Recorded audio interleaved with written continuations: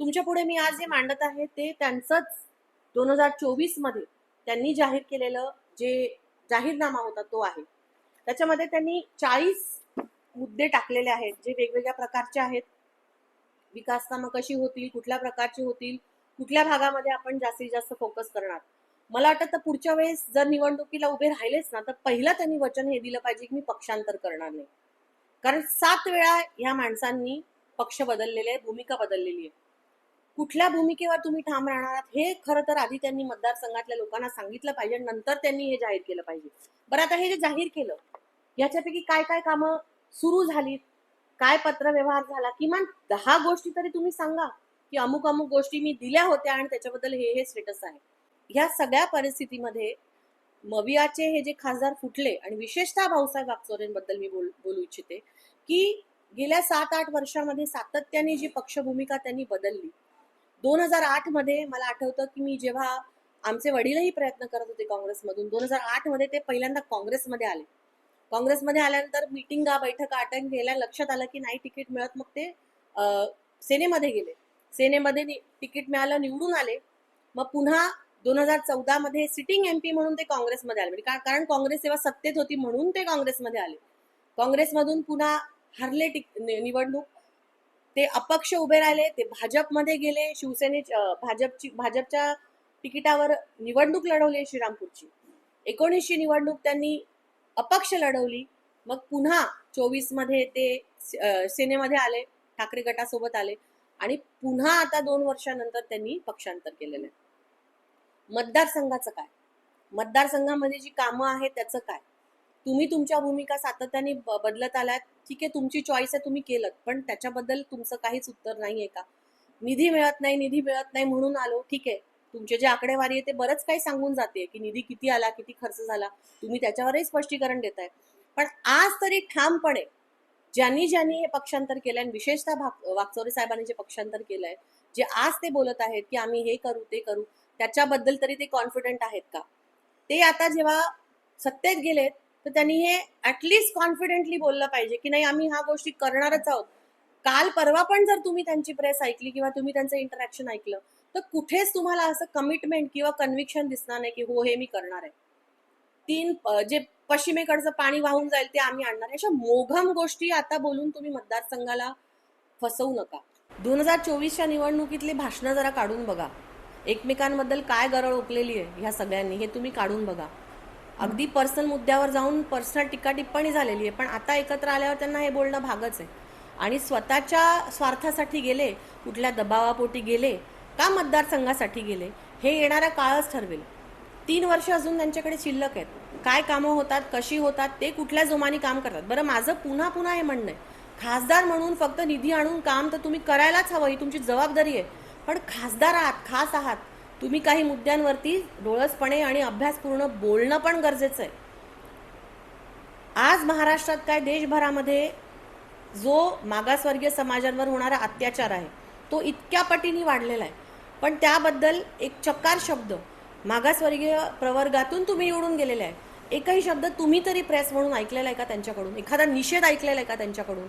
मी तरी ऐकलेला नाही. तुम्ही ऐकलेला असेल तर मला जरूर सांगा. आज शिर्डी लोकसभा मतदारसंघामध्ये संगमनेर असेल, कोपरगाव असेल, या सगळीकडे विद्यार्थ्यांचा एक मोठी संख्या आहे, ज्याच्यामध्ये नीटचे विद्यार्थी आहेत. 21 विद्यार्थ्यांनी राज्य म्हणजे देशभरामध्ये आत्महत्या केली. हा एवढा मोठा प्रश्न आहे, तो सेंट्रल लेवलचा प्रश्न आहे की नाही, तो काही ग्रामपंचायतीचा प्रश्न नाही आहे. ह्या प्रश्नाबद्दलही त्यांना बोलावं असं काहीच वाटलं नाही, एकही शब्द बोललेले नाही. महिलांचा मुद्दा घेतला तर आपल्या जिल्ह्यामध्ये महिलांवर होणारे अत्याचार, जाऊन त्या SP ऑफिसला बघा, भरोसा सेलला किती केसेस पेंडिंग आहेत. तुम्ही काय प्रत्येकीला जाऊन मदत करा असं आम्ही म्हणत नाही, पण भूमिका तर घ्या की लोकांनी हे करू नये, असं करावं, यंत्रणेला साथ द्यावी. आमच्या अकोले तालुक्यामध्ये 55 अल्पवयीन माता सापडल्या मागच्या वर्षामध्ये. खासदार म्हणून याच्यावर काय त्यांनी स्टँड तरी घेतला का? एखादी बैठक तरी बोलवा, एखादं स्टँड घ्या, काहीतरी तर तुम्ही करा. पण तुम्हाला कुठल्याच गोष्टी करायच्या नाही, निधीच्या बाबतीत करायच्या नाही, कामाच्या बाबतीत करायच्या नाही, भूमिका तुम्हाला स्पष्ट घ्यायच्या नाही, स्वतःच्या वैयक्तिक भूमिका तुम्ही वारंवार बदलताय. हे भाऊसाहेब वागचौरे साहेबांनी आता कुठेतरी थांबवलं पाहिजे असं माझं स्पष्ट मत. अहो, ज्या मतदारांनी तुम्हाला मतदान केलंय त्यांच्यामध्ये तुम्ही मोकळेपणाने फिरू शकत नाहीये. Z+ सिक्युरिटी घ्यावी लागते. माझ्या मतदारांपासून मला धोका आहे जर मला वाटत असेल तर मग हे पुढे निवडणूक लढवून कसे जिंकणार आहेत? ज्या रिॲक्शन्स आपण मीडियावर, सोशल मीडियावर बघतोय ना, त्याच्यापेक्षा भयानक रिॲक्शन खाली ग्राउंडवर आहेत. पत्रकार तुम्ही आहात सगळ्या लोकांमध्ये सारखे. त्यामुळे मला नाही वाटत यांच्यापैकी कोणी निवडून येईल. आणि निवडून येईलपेक्षा पण हे किती अजून काळ असे फोडून फोडून राजकारण करणार आहेत, ह्याला पण एक सीमा आहे. आणि त्याबद्दल पण ह्या सगळ्या पक्षांनी खरं तर विचार केला पाहिजे. मला ना त्यांच्याबद्दल हा एक फार म्हणजे बालिश प्रश्न आहे माझा. त्यांना नेमकं म्हणायचं आहे काय? भाई तुम कहना क्या चाहते हो, हा एक फेमस डायलॉग आहे हिंदी पिक्चर मधला. तुम्हीच एक बाजू म्हणताय, तुम्हीच दुसरी बाजू म्हणताय, तुम्हीच ज्यांच्या नेतृत्वावर विश्वास करून जिंकून आलात आणि ज्यांच्या विरोधात तुम्ही बोलत होतात, आता तुम्ही म्हणताय की ते जे नेतृत्व आहे ते जास्त चांगलं आहे. आणि तुम्हाला निधी देत नव्हते ना, तेच नेतृत्व आहे ना जे निधी देत नव्हतं. मग आज तुम्ही गेल्या लगेच तुमच्यामध्ये काय असा फरक झाला की निधी मिळणार आहे? त्यामुळे मला वाटतं मी वारंवार हेच सांगते की तुमच्या पुढे यावं ना, असं यावं प्रेस कॉन्फरन्समध्ये आणि मांडावं, करावं एखादं प्रेझेंटेशन, द्यावे आकडेवारी, हे काम झालं, बोलवावं त्या गावाच्या लोकांना, किती कामं झाली बाबा, झालीत की नाही झाली, हे करायला काय प्रॉब्लेम आहे? मीडिया पुढे यायला किंवा लोकांपुढे यायला आपण का घाबरतोय? आणि ह्या ज्या भूमिका दुटप्पी घेतोय म्हणूनच घाबरतोय. हीच तर सांगते शोकांतिका आहे की ज्या लोकांनी मला निवडून दिलं त्यांच्यापर्यंत जायला मला Z+ सिक्युरिटी का लागावी? हा लोकांचा फॉल्ट आहे का? हा तुमचा फॉल्ट आहे, कारण तुम्ही वारंवार भूमिका बदलल्या आहेत, तुम्ही लोकांसाठी कामं केलेली नाही आहेत. त्यामुळे कोणावरही ढकलू नये, निधी मिळाला नाही, हा नाही. बाकी खासदार काम करत नाही आहेत का? आपल्या शेजारचेच आहेत ना निलेश लंके, त्यांचेच आहेत ना, त्यांच्यासोबतच निवडणूक लढवली. नाही निधी, कमी निधी, जो निधी आला वापरला. किमान लोकांमध्ये आहे माणूस, रोज काहीतरी आंदोलनं करतोय माणूस. मग ह्यांच्यात आणि त्यांच्यात हा फरक का? कारण इथे कमिटमेंट पाहिजे, इथे क्लॅरिटी पाहिजे की आम्ही कशाबद्दल बोलतोय आणि कोणासोबत आम्ही आहोत. जर आम्हाला माहिती आहे की उद्या आम्हाला त्यांच्यासोबत जाऊन बसायचं तर आम्ही का बोलणार त्यांच्या विरोधात? हा प्रश्न आहे. त्यामुळे त्यांनी खरंच सांगावं की भाई तुम कहना क्या चाहते हो. आता त्या तिन्ही मुद्द्यांवरती त्यांचं काय म्हणणं, आज काय म्हणणं आहे? जो दारू विकणार आहे म्हणजे कोण होता? बरोबर, आज ते कुठल्या पक्षात आहेत? आता उद्या जर शिर्डी दौरा झाला आणि सदाशिव साहेब त्यांच्या बाजूला बसले, लोखंडे साहेब माजी खासदार म्हणून त्यांना अधिकार आहे ना बसण्याचा, मग ते काय म्हणणार आहे? तू दारू विकणार, तू खाली जा. मुंबईचं पार्सल मला म्हणाले होते. मी आज किती फिरते मतदारसंघात, तुमच्यापर्यंत प्रत्येक अपडेट आहे. वंचित काय काम करते तुमच्यापर्यंत अपडेट आहे. म्हणजे तुम्ही बोलायला काही पण बोलाल.